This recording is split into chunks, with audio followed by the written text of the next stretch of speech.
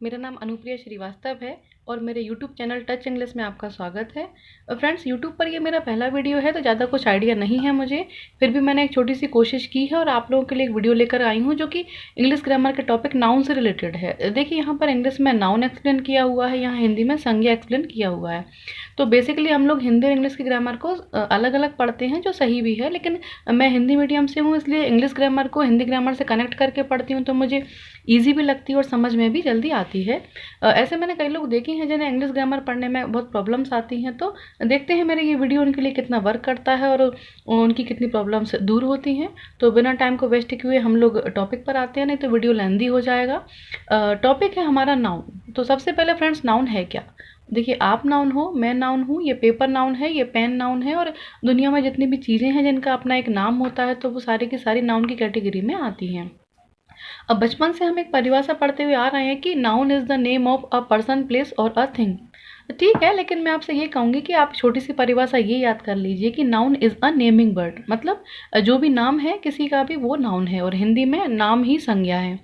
इनको देख लेते हैं हम। इंग्लिश ग्रामर में और हिंदी ग्रामर में नाउन 5 प्रकार की होती हैं, जैसे कि proper, common, collective, material, abstract.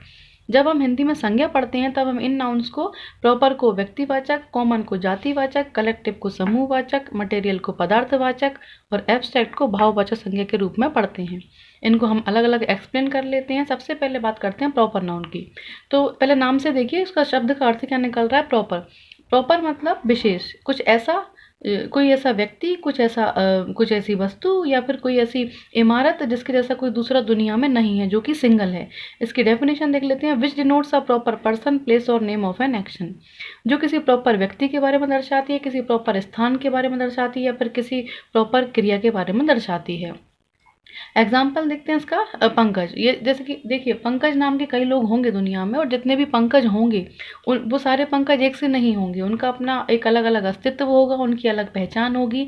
नाम सेम होने से व्यक्ति सेम नहीं होता है, यानी कि वो अपने आप में एक प्रॉपर हैं, अलग अलग हैं। जैसे कि मान लीजिए कोई क्लास चल रही है अगर, तो वो क्लास में अगर मैं कोई नाम अनाउंस करती हूँ कि राहुल खड़े हो जाओ, तो राहुल नाम का लड़का ही खड़ा होगा, क्योंकि वो समझ गया है कि मेरा नाम अनाउंस हुआ है तो मुझे ही खड़ा होना है। लेकिन अगर मैं बोलती हूँ कि बॉय खड़े हो जाओ, तो सारे लड़के मेरी तरफ देखेंगे, क्योंकि मैंने ये क्लियर नहीं किया है कि मैं किस लड़के को खड़ा करना चाहती हूँ। तो जब नाम अनाउंस करते हैं तो वो प्रॉपर होता है, और अगर हम लड़का बोल रहे हैं तो उसमें सारे लड़के आ जाते हैं, फिर वो प्रॉपर नहीं होता है। ऐसे स्विमिंग की बात करें, स्विम एक क्रिया है और उसमें आईएनजी हम तब लगाते हैं जब कंटिन्यूस का टेंस बनाते हैं, जैसे कि आई एम स्विमिंग। लेकिन यहाँ मैंने नाउन में लिख रखा है, तो देखिए मैं एक सेंटेंस बनाती हूँ कि swimming is a good exercise, मतलब तैराकी एक अच्छा व्यायाम है। तो यहाँ मैंने बोला स्विमिंग इज़, तो कोई भी helping verb is, am, are या फिर वॉज वर्ब, जो भी हेल्पिंग वर्ब्स होती हैं ये नाउन के जस्ट बाद आती हैं। तो इज से पहले स्विमिंग आ रहा है, यानी कि ये एज ए नाउन है, यहाँ पर ये नाउन के रूप में लिखा हुआ है।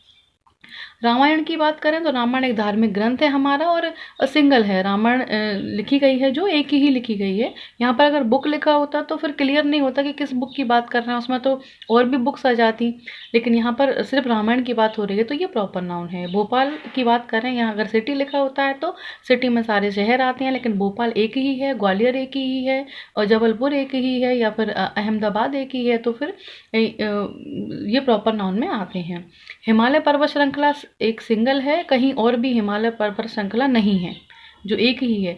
इसमें हम और भी एग्जांपल ले सकते हैं, जैसे कि हमारी हिस्टोरिकल बिल्डिंग्स हम इसमें ले सकते हैं। ताजमहल है, कुतुब मीनार है, लाल किला है। तो ये जो हमारी ऐतिहासिक इमारतें हैं ये सिंगल हैं, इनके जैसी दूसरी कहीं नहीं है। इसको हम हिंदी में पढ़ लेते हैं। हिंदी में हम इसे व्यक्तिवाचक संज्ञा बोलते हैं। किसी विशेष प्राणी, पदार्थ अथवा वस्तु, पदार्थ नहीं, स्थान अथवा वस्तु के नाम को हम व्यक्तिवाचक संज्ञा बोलते हैं। जैसे कि पंकज, पंकज की जगह हम कोई और नाम भी लिख सकते हैं, यानी कि किसी विशेष व्यक्ति के बारे में हम बात कर रहे हैं। तैराकी, स्विमिंग के लिए यह शब्द तैराकी लिख दिया मैंने यहाँ पर।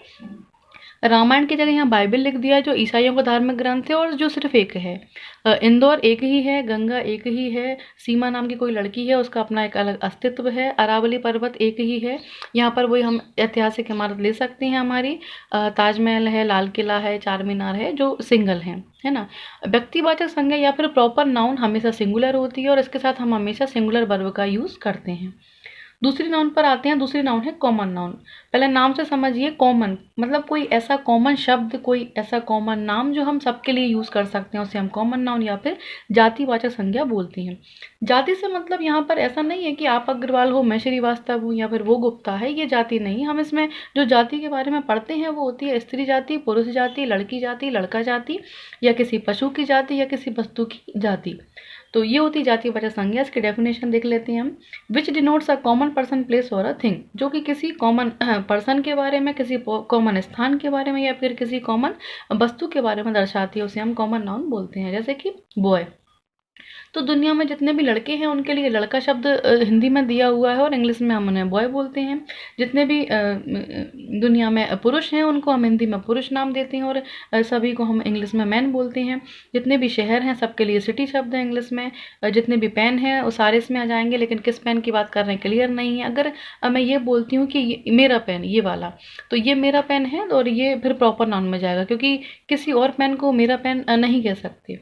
बुक की बात करें, इसमें सारी बुक्स आ जाती हैं, चाहे वो मलिक मोहम्मद जायसी की पद्मावत हो, चाहे वो रामायण हो या फिर कुरान शरीफ हो या फिर किसी भी लेखक की लिखी हुई एक पर्टिकुलर बुक हो। तो लेकिन यहाँ बुक है तो बुक में तो सारी बुक्स आ जाती हैं, तो क्लियर नहीं है। इसके बाद हम बात करते हैं गर्ल।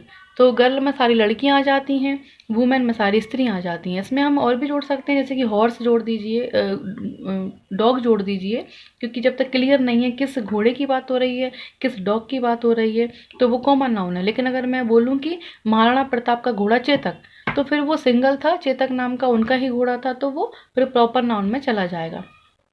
हिंदी में पढ़ लेते हैं इसको। कॉमन नाउन को हम जातिवाचक संज्ञा बोलते हैं हिंदी में। जाति या वर्ग के संपूर्ण पदार्थों का जो बोध कराती है वो जातिवाचक संज्ञा कहलाती है। जैसे कि घर, अब घर में सारे घर आते हैं, किस घर की बात कर रहे हैं यहाँ पे क्लियर नहीं है। क्लियर होता तो फिर व्यक्तिवाचक में पहुंच जाता वो। पर्वत क्लियर नहीं है, सारे पर्वत इसमें आ रहे हैं। हाँ, अगर लिखा हुआ है कि माउंट एवरेस्ट पर्वत, रॉकी माउंटेन पर्वत, किलिमंजारो पर्वत, तो फिर ये सिंगल पर्वत हैं जिनके जैसा कोई दूसरा नहीं है, तो फिर वो व्यक्तिवाचक में जाते हैं। मोर में सारी मोर आ जाती हैं, नदी में सारी नदियाँ आ जाती हैं। अगर लिखा हुआ है कि अमेजन नदी, नील नदी या सतलज नदी, तो फिर वो प्रॉपर नाउन यानी कि व्यक्तिवाचक हैं, क्योंकि जिस नदी की बात हो रही है वो सिंगल है। आलू में सारे आलू आ रहे हैं, कोई प्रजाति इसमें लिखी नहीं हुई है, तो फिर ये जातिवाचक संज्ञा कहलाती है।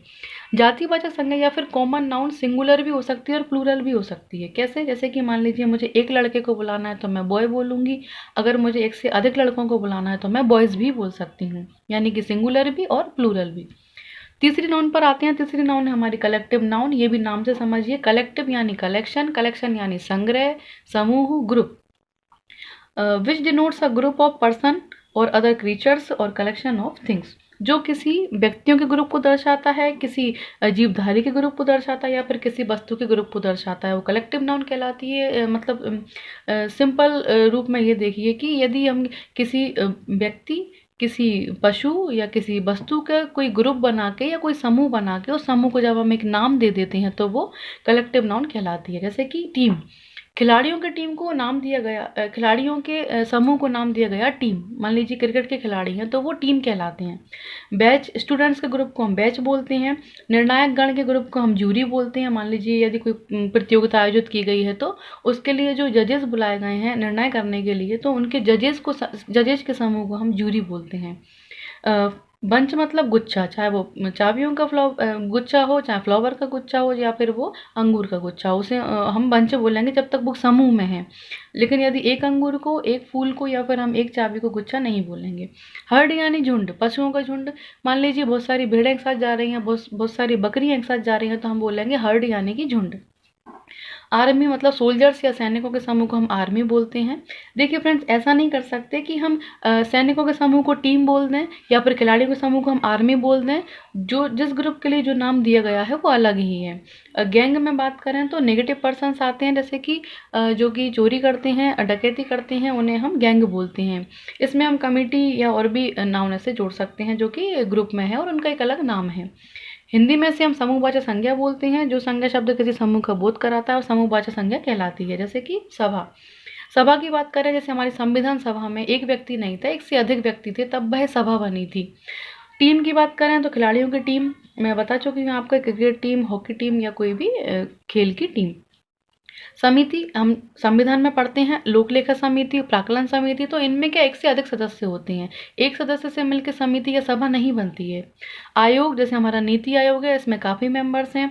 परिवार, एक व्यक्ति से कभी परिवार नहीं बनता, परिवार में एक से अधिक मेंबर्स होते हैं तभी वो परिवार कहलाता है। गुच्छा, बंच मैं बता चुकी हूँ। झुंड, ये हर्ड यहाँ पढ़ लिया हमने। दल या किसी भी सेना दल या किसी भी समूह को हम दल बोलते हैं। ये थी हमारी कलेक्टिव नाउन या समूहवाचक संज्ञा। अगली नाउन पर आते हैं। अगली नाउन है हमारी मटेरियल नाउन।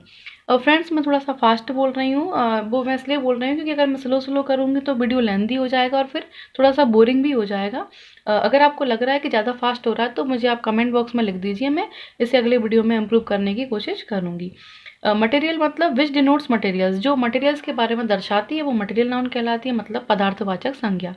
देखिए हाँ, मटेरियल नाउन या पदार्थवाचक संज्ञा अनकाउंटेबल होती है, मतलब इसे हम गिन नहीं सकते। इसमें जो भी एग्जाम्पल्स आते हैं उन्हें हम गिन नहीं सकते, उन्हें हम नापते तोलते हैं। जैसे कि ऑयल को ले लेते हैं, ऑयल माने तेल। यदि हम किसी दुकान पर जाकर ऑयल मांगेंगे तो हम ऐसा नहीं बोल सकते कि हमको 1 ऑयल दे दो या फिर 2 ऑयल दे दो, हम उसे लीटर में मांगेंगे कि हमको 1 लीटर ऑयल चाहिए या फिर 2 किलो ऑयल चाहिए। तो यानी कि ये अनकाउंटेबल होती है, ये मात्रात्मक होती है, इसे नापते हैं ना कि गिनते हैं।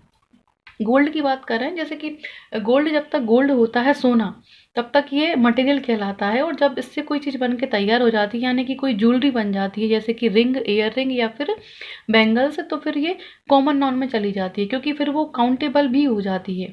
आयरन की बात करें, आयरन जब तक आयरन की अवस्था में है, लोहा है, तब तक वह मटेरियल नाउन है, और जब इससे कोई फर्नीचर बन के तैयार हो जाता है जैसे कि टेबल या कुर्सी या कुछ भी, तो फिर वो कॉमन नाउन में पहुंच जाती है। ऑयल मात्रात्मक होता है, लिक्विड होता है, इसे हम गिन नहीं सकते।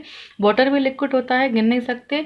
और कर्ड यानी दही, दही भी मात्रात्मक है, गिना नहीं जा सकता। और ऑक्सीजन गैस को भी हम गिन नहीं सकते, ऑक्सीजन गैस को भी किसी न किसी इकाई में मापते हैं।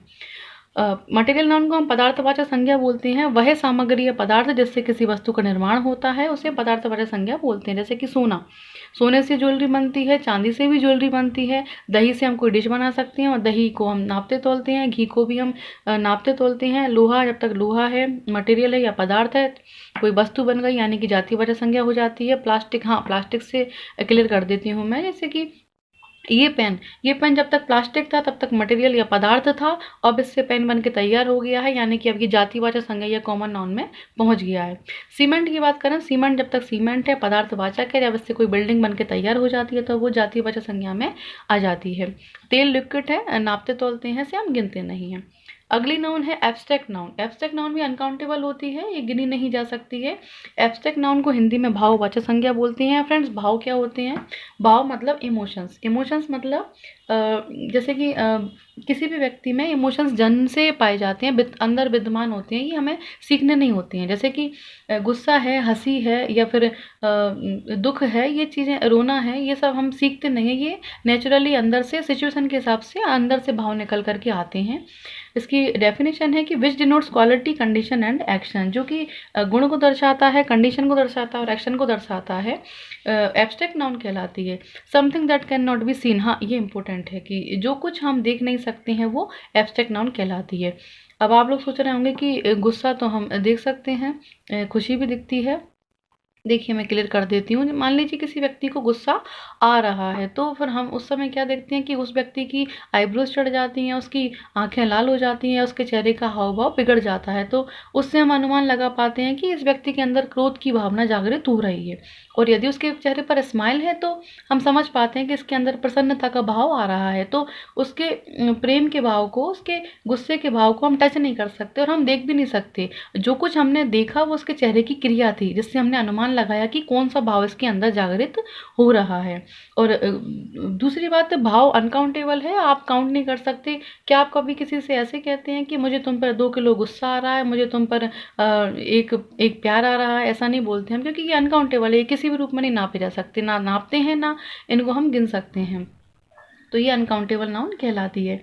ऑनेस्टी मतलब ईमानदारी। यदि कोई व्यक्ति ईमानदार है तो हम उसकी क्रियाओं से, उसके कामों से समझ पाते हैं कि इस व्यक्ति में ईमानदारी का भाव है। विजडम यानी बुद्धि। यदि कोई बच्चा अच्छा पढ़ता है या अच्छे अच्छे काम करता है तो हम समझ जाते हैं कि उसकी क्रियाओं से हम समझ जाते हैं कि इसके अंदर बुद्धि है या इसके अंदर बुद्धिमत्ता का भाव है, जो कि हम टच भी नहीं कर सकते और हम देख भी नहीं सकते। यूथ यानी युवा अवस्था। युवा अवस्था भी टच नहीं की जा सकती और देखी भी नहीं जा सकती है। पोलाइटनेस यानी विनम्रता। यदि कोई व्यक्ति विनम्र है तो उसके रिस्पॉन्स से, उसके बिहेवियर से हम समझ पाते हैं कि इसमें पोलाइटनेस है या फिर नहीं है, लेकिन वो अनटचेबल है। लव भी अनटचेबल है और अनसीन है, ना देख सकते हैं ना हम छू सकते हैं, ये सिर्फ महसूस किए जाते हैं, एब्स्ट्रैक्ट नाउन। एंगर यानी गुस्सा, हैप्पीनेस यानी खुशी। तो ये सारे भाव जो कि सिर्फ क्रियाओं को देखते हुए सिर्फ महसूस किए जाते हैं कि इस समय इसके अंदर ये वाला भाव जागृत हो रहा है। हिंदी में से हम भाववाचक संज्ञा बोलते हैं। व्यक्ति या वस्तु की गुण या धर्म दशा आदि का जो बोध कराता है वो भाववाचक संज्ञा कहलाती है। जैसे कि ग्लानि। ग्लानि मतलब गिल्ट। यदि किसी व्यक्ति को अपने किए पर पछतावा है तो उसकी क्रियाओं से समझ में आ जाएगा कि ये व्यक्ति गिल्ट में है। वीरता की बात करें तो रानी लक्ष्मीबाई को ले लेते हैं हम। रानी लक्ष्मीबाई को वीरांगना कहते हैं क्योंकि इस बेस पर कहते हैं कि उन्होंने अंग्रेजों के साथ बहादुरी से लड़ाई की, तो उस बेस पर हम बोलते हैं कि उनके अंदर वीरता का भाव था। लंबाई को हम टच नहीं कर सकते, लंबाई सिर्फ महसूस की जा सकती है कद के हिसाब से। यदि किसी व्यक्ति की बोली में मिठास है तो उसकी बोली से हम अनुमान लगा लेते हैं कि इसके अंदर मिठास की भावना है।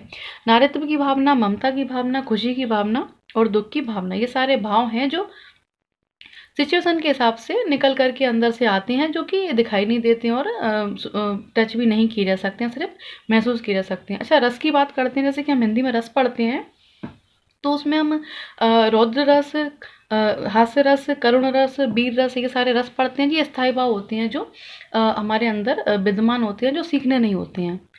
तो फ्रेंड्स, ये था हमारा आज का टॉपिक नाउन। आशा करती हूँ आपको अच्छा लगा होगा और समझ में भी आया होगा। इससे आपकी हिंदी की ग्रामर भी क्लियर हुई और इंग्लिश की ग्रामर भी आपकी क्लियर हुई है। फ्रेंड्स, अगर आपको मेरा वीडियो अच्छा लगा है तो प्लीज़ इसे लाइक कीजिएगा, शेयर कीजिएगा और मेरे चैनल को सब्सक्राइब कीजिएगा। और अगर आपको अच्छा नहीं लगा है तो ऐसा कुछ आप करेंगे नहीं, है ना। और यदि आपको कोई भी इसमें नेगेटिव पॉइंट लगा हो तो प्लीज़ आप मुझे कमेंट बॉक्स में बताइए, मैं उसे इम्प्रूव करने का प्रयास करूँगी।